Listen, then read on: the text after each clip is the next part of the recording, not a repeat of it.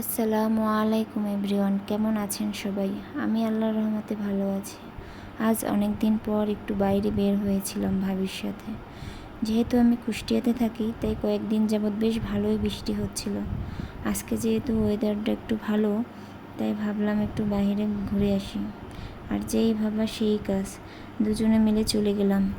ছেলে মেয়েদের তার ম্যাডামের কাছে রেখেই আমরা চলে গেলাম। মানুষের সাথে রক্তের সম্পর্ক থাকলেই যে সবসময় ভালো সম্পর্ক বা সুসম্পর্ক হবে, এমন ধারণা কিন্তু ভুল।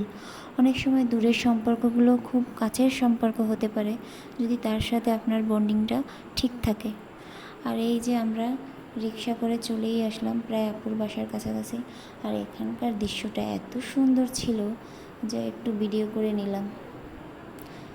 আর এই যে এখন আমরা গল্প করতে করতে প্রায় চলেই আসলাম বাসার কাছাকাছি। আর এখানে এসেই দেখছি যে এই রাস্তাটা এখনও শুকায়নি, ভালোই কাদামাটি ছিল। রিক্সাওয়ালা মামাকে তার ভাড়াটা দিয়ে এখন আমরা চলে যাচ্ছি আপুদের বাসায়।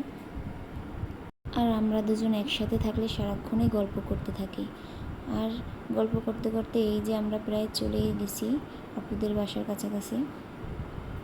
এই যে এখানের রাস্তাটা এখনও কি পরিমাণ কাদামাটি দেখতেই পাচ্ছেন আপনারা।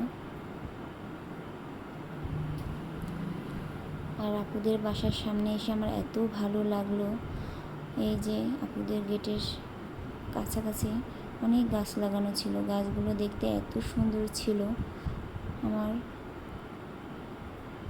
আমার তো বেশ ভালোই লাগছিল, তাই একটু ভিডিও করে নিলাম গাছগুলোর।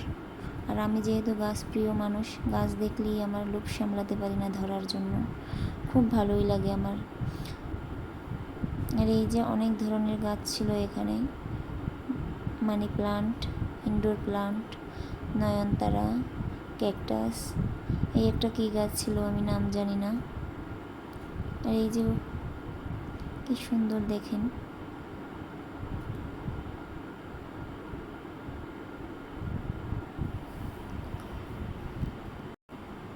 আসলে ফুল ভালোবাসে না এমন কোনো মানুষ নেই।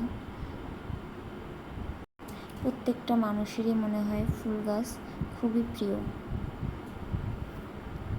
আর আমি কিছু এখান থেকে ফুল ছিঁড়ে নিলাম, কারণ ফুল গাছ দেখলেই আমার ফুল ছিঁড়তে হবেই। যাই হোক, আপনারা সবাই ভালো থাকবেন।